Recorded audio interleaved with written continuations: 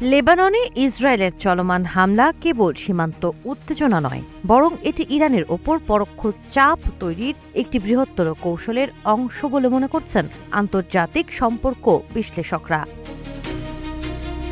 কাতার university এর আন্তর্জাতিক বিষয়ক বিভাগের সহকারী অধ্যাপক আবদুল্লাহ বান্দার আল ইতাইবির মতে, ইসরায়েল ভালোভাবেই জানে ইরানকে সরাসরি আঘাত না করেও সবচেয়ে কার্যকরভাবে দুর্বল করা সম্ভব লেবাননের মাধ্যমে, যেখানে তেহরানের আঞ্চলিক প্রভাবের গুরুত্বপূর্ণ ভিত্তি রয়েছে।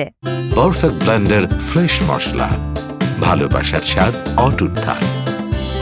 বিশ্লেষকদের মতে, এই হামলার পেছনে ইসরায়েলের কয়েকটি কৌশলগত লক্ষ্য কাজ করছে। প্রথমত, যদি কূটনৈতিক আলোচনা ব্যর্থ হয়, তাহলে ইসরায়েল পূর্ণমাত্রার সামরিক অভিযানে ফিরে যাওয়ার সুযোগ পাবে।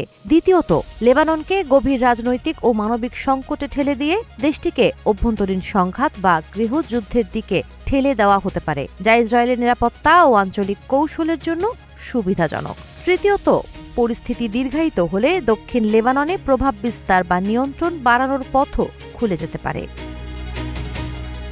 এদিকে মার্কিন প্রেসিডেন্ট ডোনাল্ড ট্রাম্প প্রশাসনের অবস্থান পরিবর্তন এই সংকটকে আরও জটিল করেছে। পূর্বের কিছু সীমারেখা শিথিল হওয়ায় ইসরায়েল এখন আরও আক্রমণাত্মক অবস্থান নিতে উৎসাহিত হতে পারে। বিশ্লেষকদের সতর্কবার্তা, এই পরিস্থিতি তেহরানকে কঠিন সিদ্ধান্তের মুখে ফেলতে পারে। হয় সরাসরি সংঘাতে জড়িয়ে পড়া, নয়তো লেবাননে তাদের প্রভাব বলয় দুর্বল হতে দেওয়া।